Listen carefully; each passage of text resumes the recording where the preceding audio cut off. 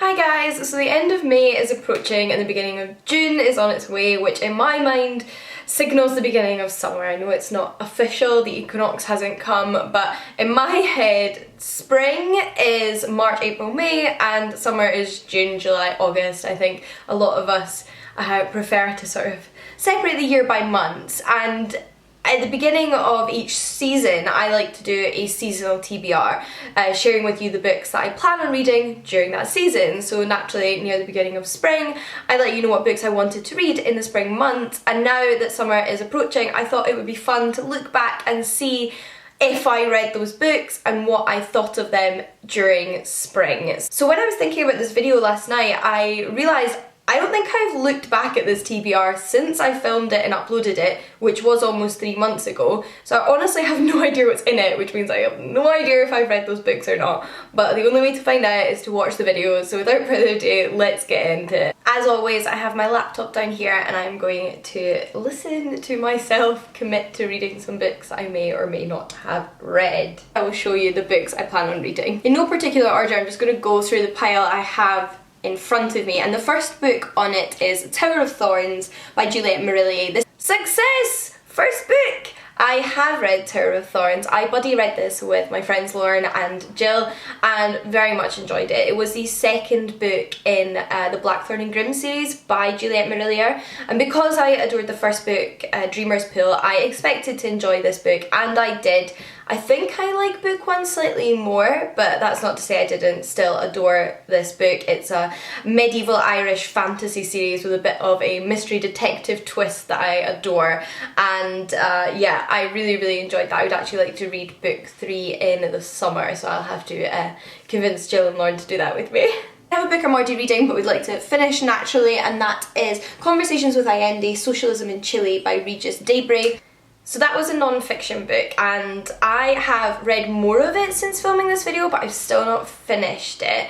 I'm really near the end, but I have to confess I've struggled a little bit with it because I don't think it's that accessible a introduction to the topic of Chile's history and the President Allende. I think it's a book that is more for people who are already quite familiar with Chile's political history, as the book itself came out in the 1970s, and because of that I've found it quite dense reading and felt that I didn't have context for a lot of the things it said, and it has been interesting and I am going to keep it on my bookshelves and probably return to it once I've hopefully read some other books that mean I know a little bit more about the subject itself, and then I can read these interviews again with Allende and understand them a little bit better. So that's kind of why there's probably still like 10 pages left in that book. I've not been prioritising it. A book I picked up quite recently and can't wait to get to is The Crow Garden by Alison Littlewood. So sad when you hear yourself say how excited you are for a book that then disappointed you. I didn't finish this book, I DNF'd it, I got rid of it. It was just not as great as I was hoping it was going to be. It just didn't tick those boxes. It was creepy historical fiction, but yeah, just didn't live up to the hype for me unfortunately, and I only have so much time to spend on books that aren't working. History. Another historical novel I have that I would really like to get to is The Silent Companions by Laura Purcell.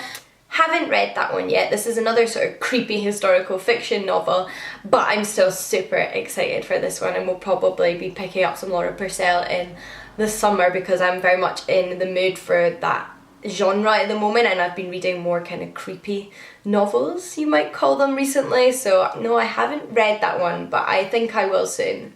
The book I just showed you though is Tentacle by Rita Indiana. This is a piece of translated fiction. Yeah, so that's a piece of translated fiction published by And Other Stories, I'm about to say, but I haven't read it yet. I did literally just start it last night though. I'm meant to be buddy reading it with my friend, although I've got quite a few books on the go at the moment, so I'm feeling a little bit stressed, and I started it. I'm not sure how quickly I'm going to finish it. I don't think I'm going to keep up with them at the pace they're reading it, but you know, I feel okay because I've started it, so I will finish it soon. Just probably not by the end of the month. Okay, a book on my TBR that is there for my book club, the Feminist Orchestra, that I run with Lauren, whose channel I'll link down below, is When I Hit You by Mina Kandasambi. So that book explores domestic violence, but it's through fiction, although heavily inspired by real life events. I haven't read that yet, but I don't feel bad about that because it was the May-June book for the Feminist Orchestra, so I still have a month in which to read that for the book club, and I will be reading it in June, absolutely no doubt about it. If you're interested in getting involved in the book club where we read feminist literature together, I will link a Goodreads down below. But the one we will definitely be reading in spring, which is our March-April read, is Dead Girls by Alice Boleyn.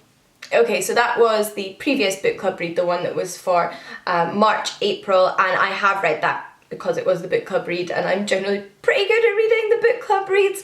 Again, this is one that I didn't love. It was an essay collection. I really enjoyed some of the essays, but some of the essays were of completely no interest to me and didn't feel like they dealt with the topic that the book was marketed as covering, which was unfortunate, and I believe that's how most people felt when reading the book. But it was well written and there were some interesting essays in it, so it's not a criticism of Alice Boleyn as a writer by any means. It just wasn't what I was expecting, and I think it sort of has the wrong kind of marketing presence.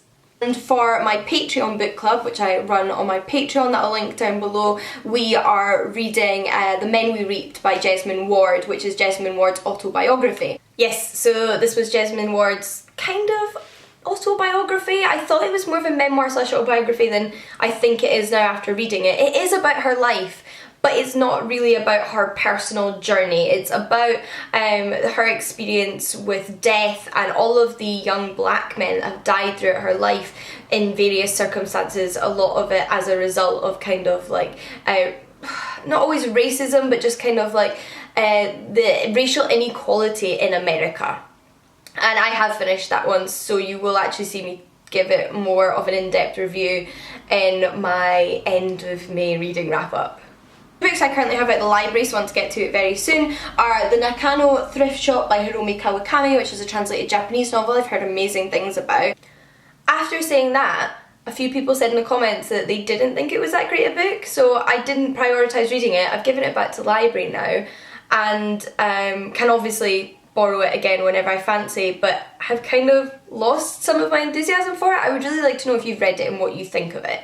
And then we have another memoir by Ursula Daly Ward, The Terrible. I haven't read that one, but I would still like to. I just had to return it to the library before I got to it, so we'll probably borrow it again. A more traditional collection of poetry I have in my TBR though is The Perseverance by Raymond Antrobus. I haven't read that one yet, and I am really annoyed at myself because it comes very highly recommended by my friend Jen, and I have just not been reading as much poetry over the past few months as I have done in the past, and I want to get back into it because I find with any genre, if it's just something I don't read for a while, I then forget to pick it up. So I would like to prioritise reading some more poetry, including that collection, in the next few months. I have another book that I have just started but will probably take a little while to get through because it's a chunky one, and that is The White Mare, book 1 in the Dalriada trilogy by Joe Watson.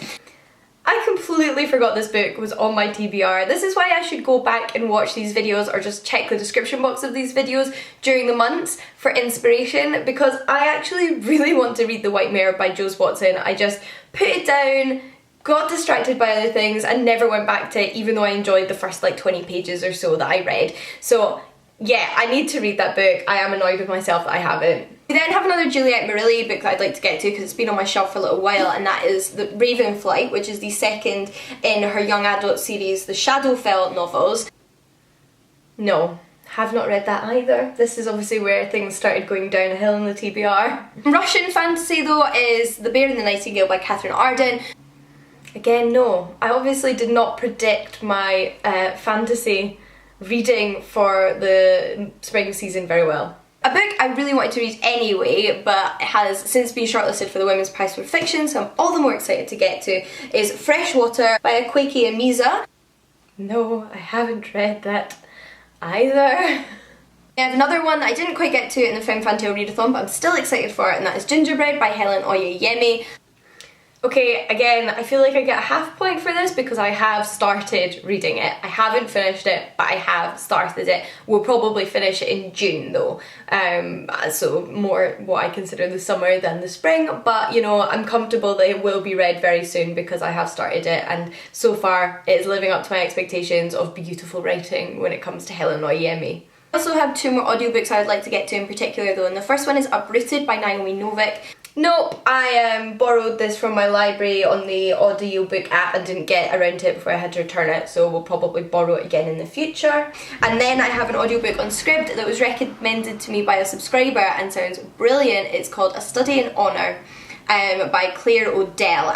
Well, let's finish things off with a not having read, shall we? I haven't read A Study in Honour yet, but I will absolutely be reading it during the Queer Lit Readathon, which runs from the 2nd to whatever week later it is of June, so very, very soon, and I'm definitely going to listen to an audiobook then because I'm super excited for it. It's a sci-fi, all-female retelling of Sherlock Holmes set in the future. Yes.